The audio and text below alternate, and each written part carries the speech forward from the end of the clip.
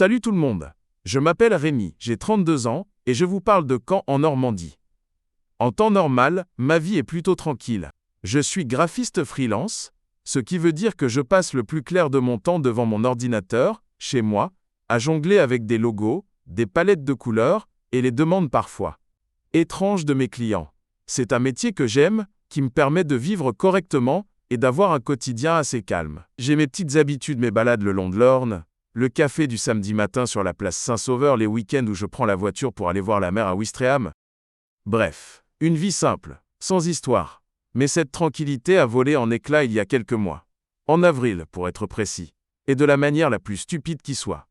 Je rentrais des courses, les bras chargés de sacs, et j'ai raté une marche sur le perron de mon immeuble. Une marche humide, un instant d'inattention et crac. Mon pied s'est tordu dans un angle pas du tout naturel. La douleur a été immédiate, fulgurante. Le genre de douleur qui vous coupe le souffle et vous fait voir des étoiles. Verdict aux urgences. Double fracture de la cheville et des ligaments bien amochés. L'opération était inévitable. Du jour au lendemain, ma vie a basculé. Fini les balades. Fini l'indépendance. Je me suis retrouvé avec un plâtre énorme, des béquilles, et une interdiction formelle de poser le pied par terre pendant des semaines. Le moindre déplacement est devenu une épreuve olympique. Aller de mon salon à ma cuisine me prenait 5 minutes et une énergie folle. Sortir de chez moi? N'en parlons pas. Pour la première fois de ma vie, j'ai compris ce que signifiait la perte de mobilité. Et avec ça, j'ai obtenu un macaron de stationnement pour personnes handicapées. Temporaire bien sûr, mais essentiel, point. Ce petit bout de plastique bleu est devenu mon Graal. Il ne me rendait pas ma cheville, mais il me rendait un semblant d'autonomie. Il me permettait de faire mes courses sans avoir à traverser un parking immense en crabe sur mes béquilles, ou d'aller à mes rendez-vous chez le kiné sans transformer le trajet en expédition. C'est dans ce contexte que mon histoire commence. Une histoire de parking, de frustration et d'un raton laveur imaginaire. C. Était un mardi après-midi, quelques semaines après mon opération. J'avais besoin de faire quelques courses, rien de bien méchant. Juste de quoi tenir à la fin de la semaine. J'ai choisi d'aller dans un grand supermarché en périphérie de Caen, en me disant que, à 15 heures, un jour de semaine, ce serait le calme plat. Et j'avais raison. Le parking était à moitié vide. Je me dirige vers l'entrée, là où se trouvent les places réservées. Et c'est là que je la vois. Une voiture, ou plutôt, un monument à l'arrogance. Un énorme SUV Porsche, noir, brillant, tellement propre qu'on aurait pu manger dessus. Il n'était pas juste garé sur une place. Non, ce serait trop simple. Il était garé en travers de 3 places pour personnes handicapées. Parfaitement centré, les roues avant sur la ligne de la première place, l'arrière sur la ligne de la troisième. Un geste d'une prétention absolue. Le message était clair. Ces places sont pour moi. L'univers est pour moi. Et vous, les petits gens, vous pouvez aller voir ailleurs. Sur le moment, je n'ai même pas été en colère. J'y étais juste sidéré. J'ai fait le tour, histoire de vérifier. Aucun macaron sur le pare-brise. Aucune plaque d'immatriculation non plus, d'ailleurs. C était une voiture toute neuve, probablement sortie du concessionnaire le matin même. Le propriétaire devait se sentir comme le roi du monde. Je me suis garé un peu plus loin, sur une place normale, et j'ai commencé ma laborieuse sortie du véhicule. Chaque mouvement était un rappel douloureux de ma cheville en vrac. J'ai attrapé mes béquilles, et j'ai lentement commencé à marcher vers l'entrée du magasin, en passant devant le fameux Porsche. Et c'est là que j'ai remarqué le détail qui a tout changé. Le détail qui était, en quelque sorte, une invitation. La fenêtre côté passager était grande ouverte. Pas juste entrouverte. Non, elle était baissée à fond. Comme si le propriétaire était tellement sûr de lui, tellement au-dessus de tout, qu'il ne craignait ni le vol, ni la pluie, ni autre chose. Mon premier réflexe a été l'indignation. J'ai senti une vague de colère monter en moi. Ce type, qui avait probablement 2 jambes parfaitement fonctionnelles, non seulement il me volait une place qui était vitale en ce moment, mais il le faisait avec un mépris total. Il privait non pas une, mais 3 personnes en situation de handicap d'un accès facile au magasin.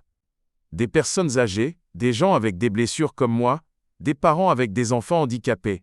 Tout ça pour protéger sa précieuse carrosserie des coups de portière. J'ai continué mon chemin, en bouillonnant intérieurement. J'ai pensé à laisser un mot sur son pare-brise. Un truc bien salé. Mais à quoi bon? Le genre de personne qui se gare comme ça ne sait probablement pas lire, ou s'en fiche royalement. Un mot, ça finit à la poubelle, et ça ne change rien. J'ai pensé à en parler à la sécurité du magasin. Mais que pouvait-il faire? Appeler la fourrière prendrait une éternité, et le type serait sûrement déjà parti. En entrant dans le magasin, j'y étais vraiment abattu. Je me sentais impuissant. Cette situation, était plus qu'un simple problème de stationnement. Était le symbole de cet égoïsme ordinaire qui vous gâche la vie. J'ai pris un caddie pour m'appuyer dessus. Et j'ai commencé à déambuler dans les rayons, mais ma tête était ailleurs. Je repensais à cette voiture, à cette fenêtre ouverte.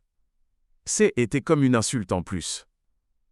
Une provocation alors que je prenais un pack de yaourts, j'ai vu une dame âgée, qui marchait avec une canne, se plaindre à son mari qu'elle avait dû se garer, au diable Vauvert et Rhodes parce que, bigan des imbéciles prennent toutes les places réservées, ça a été la goutte d'eau. Mon sentiment d'impuissance s'est transformé en une détermination froide. Ce type n'allait pas s'en tirer comme ça. Il fallait lui donner une petite leçon. Une leçon mémorable. Une leçon qui ne causerait pas de dégâts permanents mais qui marquerait son esprit. Et surtout son précieux intérieur en cuir. Le plan a germé dans mon esprit. Était un plan simple. Un peu enfantin. Mais potentiellement très très efficace. Était le moment de bascule. Fini Rémi le graphiste calme et patient. Place à Rémi, l'architecte d'une vengeance mesquine, et, je l'espérais, jouissive. J'ai reposé mes articles dans les rayons. Mes courses pouvaient attendre. La justice, elle, ne le pouvait plus. Je suis ressorti du magasin, le cœur battant un peu plus vite. J'y étais à la fois nerveux et excité. Je me suis dirigé, non pas vers la voiture, mais vers le petit parterre de fleurs et de buissons qui bordait le parking. Le sol était un mélange de terre, de petits graviers et de feuilles mortes. Le kit parfait pour ma petite entreprise. Je me suis penché avec difficulté, en m'appuyant sur une de mes béquilles, et j'ai ramassé 2 petites poignées de ce mélange. Pas de quoi remplir un seau, juste assez pour être visible. Ensuite, je me suis approché de la Porsche. J'ai jeté un coup d'aube. Œil rapide autour de moi. Personne. Le parking était toujours aussi calme. Je me suis penché par la fenêtre ouverte. L'odeur du cuir neuf m'a envahi. L'intérieur était impeccable. Pas une poussière. J'ai presque hésité. Et puis j'ai repensé à la vieille dame à ma cheville, à l'arrogance du geste. Mon hésitation a disparu. Avec un geste que j'ai voulu théâtral, j'ai saupoudré le contenu de mes mains sur le siège passager. J'en ai mis un peu sur le tapis de sol aussi, pour faire bonne mesure. Ce n'était pas grand-chose. Pas de la boue, pas de pierre. Juste de la terre et des graviers. Assez pour salir, pour irriter, pour faire comprendre que son sanctuaire avait été violé, mais sans rien abîmer de façon permanente. Était une vengeance psychologique. L'acte 1 était terminé. Maintenant, place à l'acte 2. La manipulation.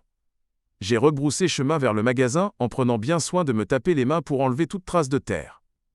Je suis retourné à l'accueil, en prenant mon air le plus innocent et le plus concerné possible.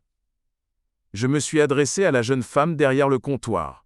« Bonjour, excusez-moi de vous déranger. J'ai quelque chose d'un peu étrange à vous signaler. » Elle m'a regardé un peu surprise. J'y étais sur le parking, et je crois avoir vu un animal se faufiler dans une voiture. Une Porsche noire, garée sur les places handicapées. Elle a froncé les sourcils. Un animal? Quel genre d'animal? Un chat. C'est là que j'ai sorti ma botte secrète. Le détail qui allait tout faire basculer. J'ai pris un air hésitant. Eh bien, ça ressemblait à un raton laveur. Je sais que c'est bizarre, on n'en voit pas beaucoup par ici, mais avec sa queue touffue et son masque noir. J'en suis presque sûr. Il s'est glissé par la fenêtre passager qui était restée ouverte. L'effet a été immédiat. Le mot « chat » aurait suscité un haussement des épaules. Mais « raton laveur », ça évoque des griffes, des dents, des maladies, des dégâts potentiels.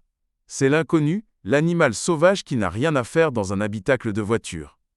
La jeune femme a écarquillé les yeux. « Un raton laveur, vous êtes sûr ?» « Quasiment, ai-je répondu avec le plus grand sérieux. Je me suis dit que le propriétaire aimerait peut-être le savoir avant qu'il ne fasse des bêtises dans sa voiture. Elle a immédiatement attrapé son micro. Mission accomplie. Je l'ai remercié chaleureusement, et je me suis éloigné, en prenant un panier comme si j'allais enfin faire mes courses. Mais au lieu d'aller dans les rayons, je me suis posté près des caisses, dans un coin d'où je pouvais parfaitement voir l'entrée du magasin et le parking. Le spectacle allait commencer. Quelques secondes plus tard, une annonce a retenti dans tout le magasin claire et forte. Le propriétaire du véhicule Porsche noir, garé sur les places de stationnement réservées, est prié de se présenter d'urgence à l'accueil. Information importante concernant votre véhicule. L'attente a été courte. Très courte. Moins d'une minute plus tard, j'ai vu un type débouler d'un rayon. La trentaine, look de start-upper en week-end, avec des baskets hors de prix et un polo siglé. Il ne marchait pas, il courait presque, son visage crispé par l'inquiétude. Il est arrivé à l'accueil en trombe. « C'est moi, la Porsche, qu'est-ce qui se passe ? On l'a rayé ?» L'hôtesse, un peu dépassée, lui a expliqué avec précaution l'histoire du raton laveur. Le visage du type a changé. La panique s'est transformée en fureur. Il n'a même pas remercié l'employé. Un raton laveur ? Mais c'est n'importe quoi, c'est une blague ? Vous n'avez pas de service de sécurité ou quoi ? C'est inadmissible. Si mon cuir est abîmé, vous allez m'entendre. Il a tourné les talons et s'est précipité vers la sortie, en hurlant des noms d'oiseaux à l'encontre de la direction du magasin et de son manque de contrôle de la vermine. Était encore plus beau que dans mes rêves. Son arrogance était telle qu'il n'a même pas envisagé que le problème venait de lui. Je l'ai suivi du regard. Il est arrivé à sa voiture, a fait le tour, et s'est penché par la fenêtre. J était trop loin pour voir son expression exacte, mais son langage corporel parlait pour lui. Il s'est redressé d'un coup, a sorti son téléphone, a probablement allumé la lampe torche pour inspecter son précieux siège. Il n'y avait bien sûr aucun raton laveur. Juste un peu de terre et de gravier. Mais dans son esprit paniqué, scat était la preuve de l'intrusion. La preuve que quelque chose d'impur avait souillé son bolide. Son esclandre avait attiré l'attention. Un agent de sécurité du magasin, un grand gaillard qui ressemblait plus à un motard qu'à un vigile, s'est approché de lui, probablement alerté par l'hôtesse d'accueil. « Un problème, monsieur ?» Le propriétaire de la Porsche s'est retourné vers lui, rouge de colère. « Un problème ? Mais regardez ! Il y a eu une bestiole dans ma voiture. On m'a sali mon intérieur. C'est un scandale !» L'agent de sécurité a jeté un œil à l'intérieur de la voiture. Puis, son regard s'est porté sur la façon dont elle était garée. Son expression est passée de l'interrogation à l'agacement. Il a complètement ignoré l'histoire du raton laveur. « Monsieur, vous êtes garé sur 3 places pour personnes handicapées. Vous avez un macaron ? » Le type a été pris de court. « Quoi ? Non mais ça n'a rien à voir. Je vous parle de… Ça a tout à voir. » L'a coupé le vigile d'un ton qui n'admettait aucune réplique. « Restez là s'il vous plaît. » Il a sorti son talkie-walkie. Quelques minutes plus tard, un véhicule de la police municipale est arrivé. Le propriétaire de la Porsche était devenu blême. Il a essayé de parlementer, d'expliquer qu'il était pressé, que était juste pour 5 minutes. Mais son agressivité envers l'employé et le vigile ne jouait pas en sa faveur. L'agent municipal n'a pas bronché, et a commencé à rédiger une contravention. Une belle amende pour stationnement très gênant.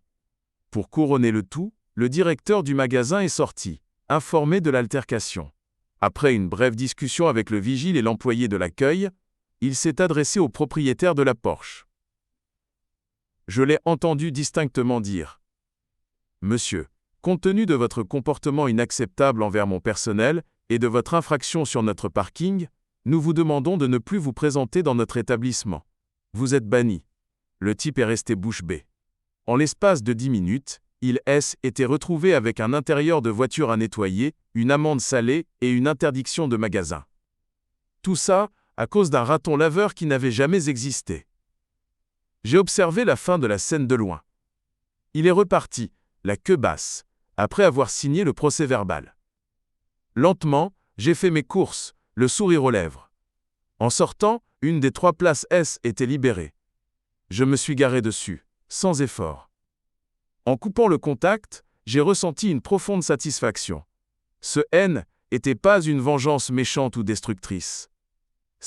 Était une vengeance poétique. Son propre égoïsme, sa propre colère, étaient retournés contre lui. Je ne sais pas ce qu'il est devenu. Je ne l'ai jamais revu. Mais j'aime à penser qu'à chaque fois qu'il voit une place pour handicapés, il hésite. J'aime à penser qu'il se demande encore comment un raton laveur a bien pu se retrouver sur le parking d'un supermarché de Caen. Est-ce que je le referais? Sans la moindre hésitation. Parfois, face au mépris, un peu de créativité et une poignée de gravier peuvent faire des miracles. Si mon histoire vous a plu, likez la vidéo et abonnez-vous pour écouter d'autres histoires comme la mienne.